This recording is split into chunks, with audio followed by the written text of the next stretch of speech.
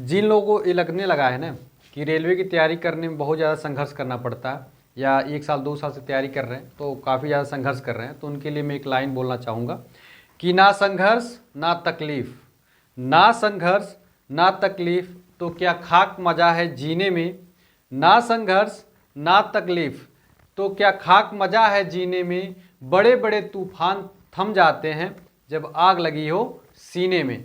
समझ रहे हो? तो इसी मोटिवेशन के साथ आज की वीडियो की हम शुरुआत कर रहे हैं, और आज के अंदर जो दिल में जो आग लगी है ना उसको ठंडा नहीं होने देना, ठीक है। तो आइए हम लोग आज कुछ सेफ अटेम्प्ट देखेंगे, उसके बाद ये भी देखेंगे कि कैसे टेक्नीशियन की जो नौकरी है वो एएलपी से आसान है। ऐसा आपको जो प्राप्त करना वो टेक्नीशियन की नौकरी कैसे सिंपल है, वो भी आईटीआई वाले स्टूडेंट के लिए। यदि आप आईटीआई स्टूडेंट हैं तो आपके लिए एएलपी से ज़्यादा आसान की जो नौकरी है वो टेक्नीशियन की होने वाली है। तो आइए सबसे पहले हम लोग टेक्नीशियन वाले पे बात कर लेते हैं, उसके बाद से हम सेफ अटेम्प्ट की बाद में बात कर लेने वाले।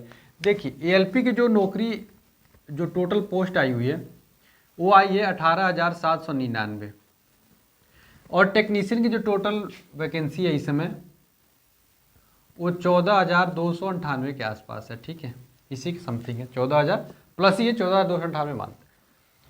अब देखिए इसका होने वाला क्या है कि इसमें एक ही अटेम्प्ट में आपका सिलेक्शन हो जाएगा, केवल इसमें CBT 1 होने वाला है, और इसमें CBT 1, CBT 2 और एक और होगा कंप्यूटर बेस्ड एप्टीट्यूड टेस्ट भी होगा, ठीक।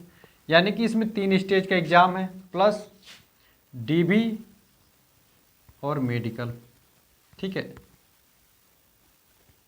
लेकिन इसमें क्या है, केवल CBT 1 है, उसके बाद से DB और मेडिकल, सिंपल मेडिकल,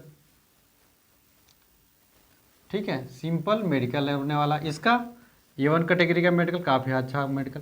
तो ये तो केवल इसी के हिसाब से डिसाइड हो गया कि भाई टेक्नीशियन का सिंपल है, इसका थोड़ा सा टफ है। बाकी एक चीज़ और मैं बताता हूँ, एएलपी के जो जितने स्टूडेंट ने फॉर्म डाला उसमें कौन कौन से डाले होंगे। देखिए आईटीआई वाले डाले होंगे, डिप्लोमा डाला होगा,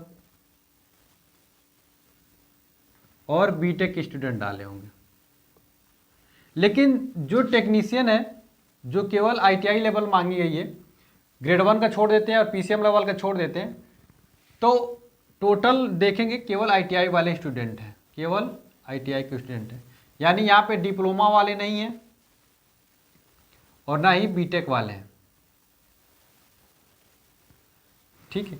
तो इसी से आप अनुमान लगा लीजिए जो आपका यहाँ पे टेक्नीशियन 3rd का जो नौकरी है, टेक्नीशियन 3rd में आपकी जो कंपटीशन है वो आप ही के सगे संबंधी भाई बहनों का ही है कि जो आईटीआई किए हुए हैं। लेकिन एएलपी वाले में बीटेक वाले भी हैं, डिप्लोमा वाले भी हैं, समझ रहे हो चीज़ों को। और यहाँ पे क्या है कि आपके ब्रांच वाइज भी है, यहाँ पे तो ब्रांच वाइज भी नहीं है, यहाँ पे तो मिश्रण कर दिया, सारी चीज़ों को ला के एएलपी बना रहा है, समझ रहे हो। यहाँ पे डिप्लोमा मैकेनिकल से, इलेक्ट्रिकल से, इलेक्ट्रॉनिक से, कंप्यूटर से, इलेक्ट्रॉनिक से किया होगा, ठीक है, और बहुत 1-2 चीज़ और भी है।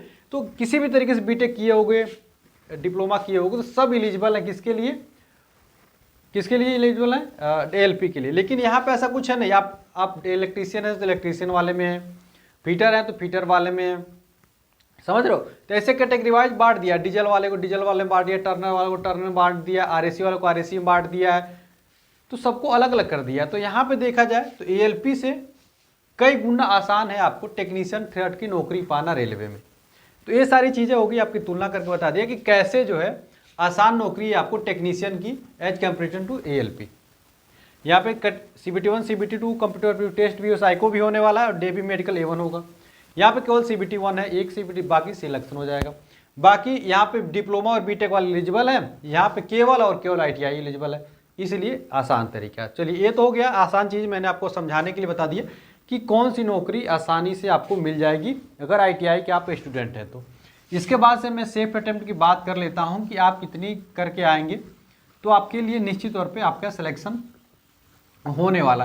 हालांकि इसके पहले मैंने 1-2 वीडियो बनाई होगी, अभी तक उस वीडियो को आपने देखी नहीं तो जाकर जरूर देख लीजिएगा, उस वीडियो में और अच्छे से भी बताऊंगा। उससे अच्छा इस वीडियो को देखिए। इस वीडियो में क्या है कि देखिए आपका जो सिलेबस होता है उसमें देखेंगे मैथ 25 क्वेश्चन आने वाला है, ठीक है। जो रीजनिंग है रीजनिंग 25 क्वेश्चन, रीजनिंग 25 आएगा, ठीक है। जो साइंस, जो बहुत बड़ा पोर्शन है, जिसके बारे में बता चुका हूँ इसका सिलेबस में क्या कहेगा, 40 क्वेश्चन।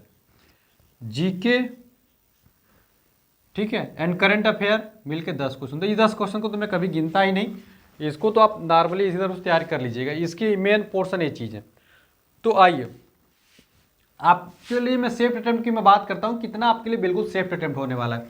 तो यदि आप 25 मैथ 25 है और आप मान लेते हैं ITI के स्टूडेंट हैं और शुरू से आपने बहुत अच्छी मैथ आपकी नहीं रही है, ठीक है, तो मान लेते हैं 25 में से 20 क्वेश्चन आप करके आ जाएंगे, ठीक है। रीजनिंग स्वाभाविक सी बात है, आप 20 से ऊपर ही करके आएंगे, लेकिन हम कह रहे हैं कि इन दोनों में से 50 में से आप 40 क्वेश्चन तो करके आइए। इन 40 क्वेश्चन का मतलब क्या है कि हो सकता है कि इसमें 1-2 क्वेश्चन कम हो जाए, इसमें 1-2 क्वेश्चन ज़्यादा हो जाए। भाई इसमें मान लो 18 क्वेश्चन हो गया तो इसमें 22 क्वेश्चन हो जाएगा, तो दोनों को मिला के कितना हो गया, 40 क्वेश्चन हो गया।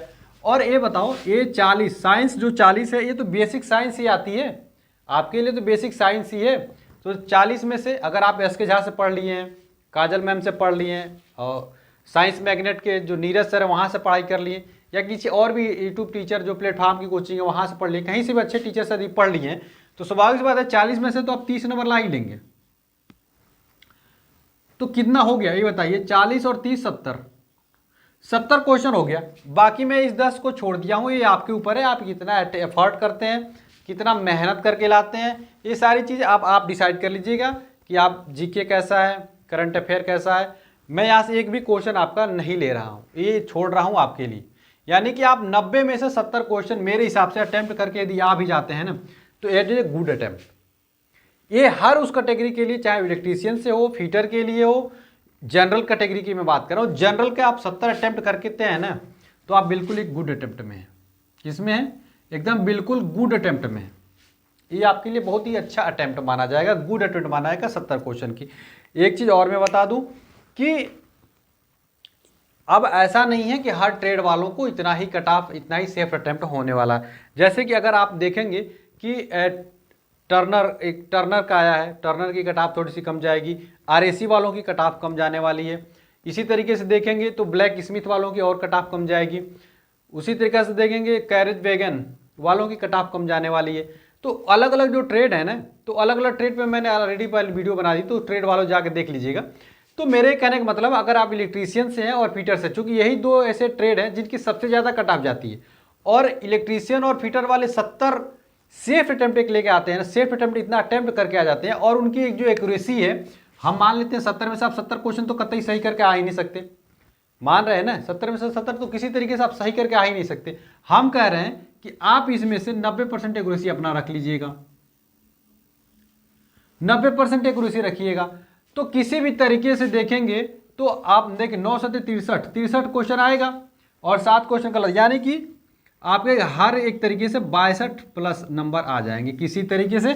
क्योंकि अगर जीके का 1-2 क्वेश्चन और भी सही कर लेते हैं तो स्वाभाविक सी बात है 62 से 65 के बीच में आपके नंबर आ जाएंगे। यार इतने भी आप लोग नालायक नहीं हैं, इतने भी बड़े मतलब वो नहीं है कि आप जीके का 10 में से 1-2 क्वेश्चन सही नहीं करके आओगे ना, तो 62 से 65 के बीच में आपके अप्रॉक्स आ जाएंगे। और 62 से 65 के बीच में आ गया ना, तो आप किसी भी कैटेगरी करेंगे, जनरल चूंकि जनरल की है तो जनरल में आपका आसानी से सिलेक्शन हो जाएगा 62 से 65 के बीच में, चाहे आप इलेक्ट्रीशियन से रहें, चाहे आप फीटर से रहें, किसी भी ट्रेड से रहेंगे। और इतना नंबर यदि लेके आते हैं तो आप एक चीज़ और बता रहा हूँ, इतना ट्रेड लेके आएंगे तो और आपका सिलेक्शन हो जाएगा। एक चीज़ मैं और आपको समझाने वाला हूँ, हालांकि आप इसको भूलिएगा मत, 20-20-30 इसको आपको भूलना नहीं है, इसको याद रखिएगा। बाकी मैं एक चीज़ और बता रहा हूँ कि मान लेते हैं कि जो आपका पेपर है वो हार्ड आ गया, हार्ड होता है, मीडियम होता है और इजी होता है। इसी प्रकार से जब पेपर आपका बनाया जाएगा ना, वो भी इसी तरीके से बनाया जाता है, हार्ड बनाया जाएगा, हार्ड क्वेश्चन, मीडियम क्वेश्चन और सिंपल क्वेश्चन। इसका 4 इजी 4 आता है, इजी 40, मीडियम 40 और हार्ड जो होता है वो आपका 20। ठीक, यही मेन रेशियो होते हैं कि इजी जो रहेगा वो 40 रहेगा, मीडियम 40 रहेगा और हार्ड भी 20 क्वेश्चन आएंगे। ये 100 में से जो आएंगे वो आपके 40 इजी क्वेश्चन आएंगे, मीडियम भी 40 क्वेश्चन आने वाले हैं। तो देखिए आप इसको आसानी से अटेम्प्ट कर लेंगे। मीडियम क्वेश्चन में से अगर आप कम से कम 40 में से, देखिए 40 में से यदि 15 क्वेश्चन भी अटेम्प्ट कर लेते हैं ना, तो देखिए 40 और 15 कितना हो जाता है 55, और हार्ड में से अगर 5 क्वेश्चन अटेम्प्ट कर लेते हैं तो देखिए कितना हो जाता है 40, यहाँ से अरे 40 है सॉरी, तो यहाँ से 40 है ना, 40 में से आपको कम से कम 15 गलत करेंगे तो 25 तो सही करेंगे, मैं तो 15 गिन लिया था। 40 में से आप 25 सही करके लाते हैं तो देखिए 40 में 65, 5 70 हो जाता है। और हार्ड का कहने का क्या मतलब है कि जब आप पेपर को अटेम्प्ट करेंगे ना, तो हार्ड क्वेश्चन डाला क्यों जाता है वो मैं बता दूं। हार्ड क्वेश्चन इसलिए आपके एग्जामों में डाला जाता है ताकि वहाँ पे टाइम अपना खराब कर सके और सिलेक्शन से दूर हो जाए। मतलब आप समझ रहे हैं कि हार्ड क्वेश्चन में से 20 में से मात्र आपको 5 क्वेश्चन ही सही करना है, 20 क्वेश्चन में से 5 क्वेश्चन सही करना है, बाकी सारे क्वेश्चन आप यहीं से, अगर आप चाहें इसको स्किप करना चाहें तो स्किप कर भी सकते हो। हम कह रहे हैं कि हम हार्ड छुएंगे नहीं, हम 40 में से 30 अटेम्प्ट कर लेंगे। लो भाई, मीडियम में से 40 में से 30 कर लिए, हो गया सिलेक्शन हमारा। इजी तो गलत करना ही नहीं करना है, मीडियम में से 40 में से 30 कर लो, तो जो भी हो हार्ड या 5 हार्ड के क्वेश्चन 5 और कर लो, या मीडियम में तुम 5 और बढ़ा लो, जैसे तुम्हारी इच्छा हो। सारी चीजें मैंने आपको लिख के दे दिया, जो तुम्हारी इच्छा हो। हार्ड के चक्कर में जब पेपर कोई भी अटेम्प्ट करना ना, तो अगर 1 से लेके 2, 3 से लेके 99 और 100 तक की बात हो ना, तो जब पेपर अटेम्प्ट करना ना, तो कोशिश करना कि आपको देखिए 100 क्वेश्चन जो आपको मिलेंगे ना, उसके लिए आपको 90 मिनट दिया जाएगा। टेक्नीशियन में 90 मिनट दिया जा रहा है, ठीक है, टेक्नीशियन में 90 मिनट दिया जा रहा है। तो आप 90 मिनट में करना क्या है कि आपको 60 मिनट में कोशिश करिएगा 1 से लेकर 100 तक चले जाइएगा। 60 मिनट में 1 से लेकर 100 तक एक अटेम्प्ट ले लीजिएगा, और उसमें कम से कम कोशिश करिएगा 60 मिनट में। देखिए वो चूंकि 60 मिनट में बहुत क्वेश्चन किया जाता है जो आंखों से देखे और टिक मार दिए। कॉपी और पेन और कॉपी का जहाँ पे कम से कम यूज हो, उस क्वेश्चनों को फर्स्ट अटेम्प्ट में किया जाता है, जहाँ पे दिमाग को उलझाना नहीं चाहिए, दिमाग को उलझना नहीं चाहिए। अगर एक बार दिमाग तुम्हारा उलझ गया ना किसी पेपर एग्जाम में, तो फिर उसमें उलझा ही रह जाता है। इसीलिए स्किप करने की टेक्निक सीखो। जिसको स्किप करने की टेक्निक आती है ना, उसी का सिलेक्शन होता है। स्किप टेक्निक अच्छी से पता होनी चाहिए कि अगर मान लीजिए 1 क्वेश्चन आया, 2 क्वेश्चन आया, तीसरा क्वेश्चन नहीं आया, तो इसमें समय खराब नहीं करना, इसको स्किप मारो, आगे जाओ, चौथा करो, 5वां करो, 6वां करो, 7वां नहीं आया तो इसको स्किप मारो, आगे बढ़ो। ऐसे करके 60 मिनट में तुमको कहाँ तक चले जाना है, 100 क्वेश्चन तक चले जाना है, ठीक है। और 60 क्वेश्चन को लिए 60 क्वेश्चन निपटा देना 60 मिनट में, 60 क्वेश्चन तो कर ही लोगे। एकदम सिंपल सी चीज है। बाकी बचेगा तुम्हारा 30 मिनट। 30 मिनट में तुम 10 क्वेश्चन करो या 15 क्वेश्चन करो, भाई जो तुमको इच्छा हो, जितना तुमको आ रहा हो उतना अपना कर लेना। तो स्वाभाविक सी बात है 60 में से अगर 15 कर लेते हो तो 75 से 80 के बीच में तुम्हारा अटेम्प्ट हो जाता है, एज ए गुड अटेम्प्ट माना जाता है, बहुत अच्छा अटेम्प्ट रहेगा, ठीक है। तो ये तरीका होता है टेक्निक। और एक चीज और बता रहा हूँ कि अगर मान लो तुमने पहला क्वेश्चन किया, दूसरा क्वेश्चन किया, तीसरा क्वेश्चन किया और चौथा किया, चारों नहीं आए, तो 5वां आता हुआ भी तुम्हारा गलत हो जाएगा। मान लो ये पहला भी नहीं है, दूसरा भी नहीं है, तीसरा भी नहीं है, चौथा भी नहीं है, तो 5वां अगर तुमको आ भी रहा हो तो कॉन्फिडेंस अपने आप पे नहीं रहेगा। ऐसे कंडीशन में पीछे से शुरू करना है, पीछे से आना, क्योंकि आगे से तुम होपलेस हो चुके हो और पेपर तुम्हारा अब खराब हो जाएगा। हड़बड़ाना नहीं है लास्ट पेपर में, कभी भी किसी भी पेपर में अगर 2-4 क्वेश्चन नहीं आते तो हड़बड़ाना नहीं है। पूरे एकदम दिल को कंट्रोल करके रखना कि बाबू तुम आराम करो, मैं सिलेक्शन तुम्हारा दिलवाऊंगा, तुमको परेशान नहीं हो रहा, मैं आया हूँ एग्जाम देने, मुझे सिलेक्शन चाहिए। तो इस तरीके से करोगे ना तो निश्चित तौर पे सफलता आपको मिल जाएगी, कोई आपको बड़ी परेशानी वाली बात नहीं होने वाली। तो सारे टेक्निक होते हैं। अच्छा, ये चीज़ मैं आपको बोल रहा था, हार्ड मीडियम इजी का क्या मतलब है। अगर कहने का मतलब अगर पेपर हार्ड आ गया तो स्वाभाविक सी बात है कि तुम 70 अटेम्प्ट नहीं कर पा रहे हो, कम ही करके आ गए हो, 65 अटेम्प्ट कर के आ गए हो, तो तभी भी तुम्हारा सिलेक्शन हो जाएगा, ठीक है। उसी तरीके से ओबीसी के स्टूडेंट जो हैं वो अपना 65 के आसपास अटेम्प्ट लेते हैं तो गुड अटेम्प्ट माना जाएगा। ईडब्ल्यूएस वालों के लिए भी इतना ही रहने वाला है। एससी और एसटी कैंडिडेट जो भी हैं वो कोशिश करिएगा 60 से ऊपर ही अटेम्प्ट लेंगे, तभी एज ए गुड अटेम्प्ट माना जाएगा। आप इससे कम करके आओगे ना तो समझ लो तुम्हारे लिए समस्या है मेरे भाई।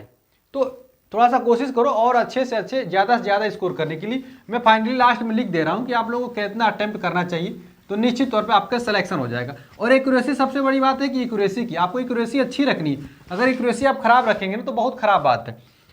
तो देखिए, अगर आप यूआर कैंडिडेट है ना, जीओआर के हैं, और इलेक्ट्रीशियन फिटर, यही दो बेहतरीन ट्रैक है जिनकी कट ऑफ सबसे ज़्यादा, बाकी इसकी कट ऑफ सबसे कम ही रहने वाली है।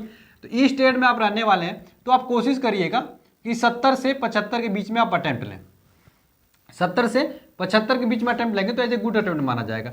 ईडब्ल्यूएस के जितने भी स्टूडेंट हैं और ओबीसी के जितने भी स्टूडेंट हैं उनके लिए मैं बोलूँगा कि आप लोग 65 से 70 के बीच में अटेम्प्ट लेंगे तो आपके लिए ज़्यादा सही रहेगा। एससी और एसटी कैंडिडेट जितने हैं उनके लिए मैं बोलूँगा कि आप लोग 60 से 65 के बीच में अटेम्प्ट लीजिए तो आपके लिए बिल्कुल सेफ जोन में रहेंगे, कोई भी दिक्कत नहीं आएंगे। किसी भी कैटेगरी के में किसी भी ट्रेड में रहोगे तो तुम्हारा सिलेक्शन हो जाएगा। समझ रहे हो चीज़ों को? तो ये सारी चीज़ें होती हैं और ये सारे इलेक्ट्रीशियन फिटर सारे ट्रेडों के लिए था एन एवरेज। और आप इसके अलावा अगर और कोई सी ट्रेड में है, जैसे छोटे मोटे कोई भी ट्रेड है जो डीजल मैकेनिक हो गया और बहुत सारे ट्रेड हैं जो कि मैंने एक दिन वीडियो में सारे चीज़ों का नाम लिया था, जैसे वायरमैन हो गया, इलेक्ट्रॉनिक मैकेनिक हो गया, मैकेनिकल टूल हो गया। समझ रहे हो? सारे टूल का कट ऑफ कम ही जाएगा। तो आप लोग इसी के आसपास आप लोग भी टारगेट रखेंगे ना। अगर आपका टारगेट इसी के आसपास रहेगा तो स्वाभाविक सी बात है इन लोगों से भी आप कंप्लीट करेंगे। स्वाभाविक सी बात है कि किसी किसी फील्ड में इलेक्ट्रीशियन भी जा रहा है, फिटर भी घुस रहे हैं, तो आप लोग कोशिश करिए आप लोग भी इतना ही टारगेट रखने के लिए, और कम नंबर लाएंगे तब आपका सिलेक्शन आसानी से हो ही जाएगा। समझ रहे हो चीज़ों को? तो ये सारी चीज़ें रही आपकी मोटिवेशन के लिए। तो ये सारी चीज़ें आपको मेहनत करनी है लास्ट तक। समझ रहे हो? चलिए, आशा करते हैं चीज़ों को आप लोग समझ रहे होंगे और वीडियो अच्छी लग रही हो तो वीडियो को लाइक भी करना है और चैनल को सब्सक्राइब भी कर लीजिए और अपने दोस्तों को शेयर भी करिए मेरे चैनल के बारे में। और आपको पढ़ाई करना है तो मेरे टेलीग्राम चैनल में बहुत सारी बुक की पीडीएफ पड़ी हुई, तो टेलीग्राम चैनल जुड़ जाए जिसका डिस्क्रिप्शन में लिंक रहता है। और तुरंत किसी भी चीज़ का इन्फॉर्मेशन दे लिखिए मेरा व्हाट्सएप ग्रुप है जो कि अभी बहुत जल्दी भरने वाला है, 1000 लड़के वहाँ पे कंप्लीट होने वाले, तो आप व्हाट्सएप ग्रुप में भी जल्दी से जुड़ जाइएगा। और अपने दोस्तों के बारे में शेयर करिए, अब मेरे चैनल के बारे में शेयर करिए, अपने दोस्तों के बारे में बताइए कि एक ऐसे टीचर हैं जो कि खुद भी सिलेक्टेड हैं, हम लोग को भी सिलेक्शन दिलाएंगे। तो उनको दोस्तों को अपने शेयर करिए मेरे चैनल से और उनको भी सब्सक्राइब करने के लिए बोलिए। मिलते हैं अगली वीडियो में फ्रेंड्स, तब तक के लिए फ्रेंड्स जय हिंद।